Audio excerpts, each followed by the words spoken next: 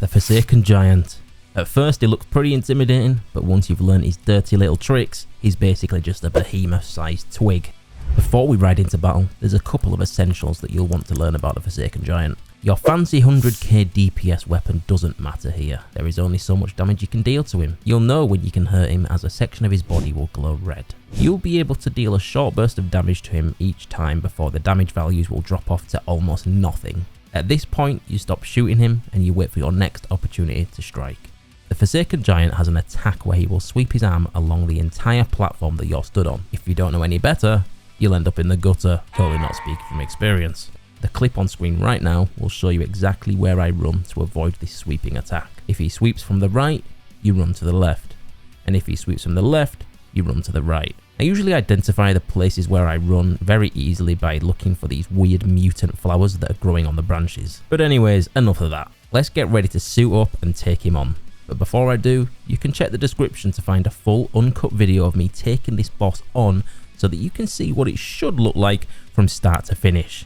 I know everybody learns and soaks up information in different ways, so I'm looking out for you. Alright, let's begin. So I'm going to shoot him once to activate him. Moments later, he'll likely throw a fist down and try and squish you like a little ant. Simply keep running and dive out the way of his fist. A shockwave will appear, jump over it, and now you'll notice a part of his arm glow red. It's your time to shoot that until the damage falls off. And now it's time to put all that training to use. Here comes the sweep. I'm going to run towards these mutant flower branches and then I'll turn around and damage the palm of his hand whilst he sweeps. As his arm returns back to his side, there'll be another small opportunity to deal some damage. The giant will now hold his hands over his face and begin to cry. What a shame. Light him up.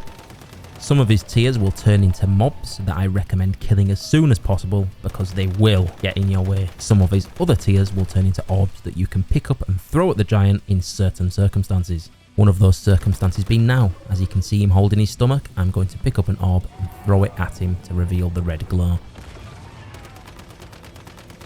And now back to the same routine. We're going to run away from the fist, leap over the shockwave and wait for his arm to return to his side so we can shoot out the weak point. And again, another sweep in which we'll run to the mutated plants to the left of the platform before we turn around to shoot his palm. Typically, you'd shoot his palm some more as he pulls it back, but as you can see, a wave of enemies have spawned in. My recommendation is to clear these waves as soon as possible. For this reason, I also bring the Lone Wolf's Whisper Deviant as he will deal a lot of damage, but more importantly, he will take the aggro away from me. As the giant begins to cry, always shoot at his head until the damage drastically falls off. And as recommended, I'm going to clear all of the additional enemies as soon as I can, just so they don't get in my way. And because he's holding his stomach again, I'm going to pick up one of the orbs and I'm going to throw it right at him and I'm going to reveal his weak spot. Once you see this beam of light, I would recommend running to the left side of the platform. The boss is currently charging up a powerful attack. Each side of the platform, aka the left, middle and the right, can only take 2 hits of this move each before the entire side of the platform breaks off. We do not want any of the platforms to break, and for this reason, I'm going to evenly space out every one of these powerful attacks. You'll just want to make sure that you're listening out for his visual and sound cues that he makes, and then you can judge when to jump out of the way each time so that you don't take any damage. And remember, this is going to happen 3 times, so when you have the bright light over your head for the second time, I'm going to stand in the middle of the platform, and then for the 3rd time, I'll move him over to the right side of the platform, so that each side of the platform has only taken 1 hit, because he will do this again later in the battle. And if you're paying attention and you aren't getting harassed by all the mobs, you can also deal some extra damage to his arms after each one of these slams.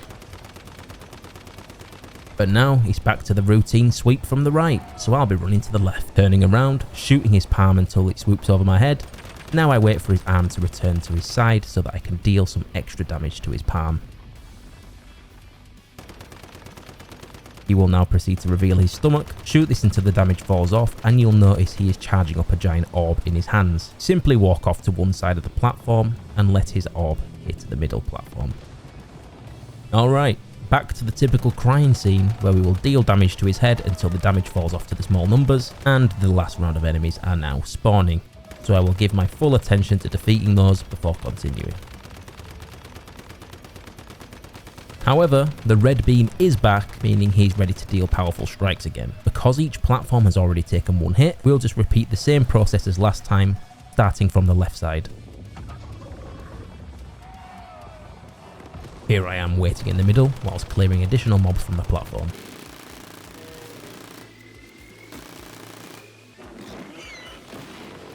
Now shooting his arm to deal some extra damage, as I don't have enemies bothering me and I can prepare for the final beam, in which I'm going to take on the right platform.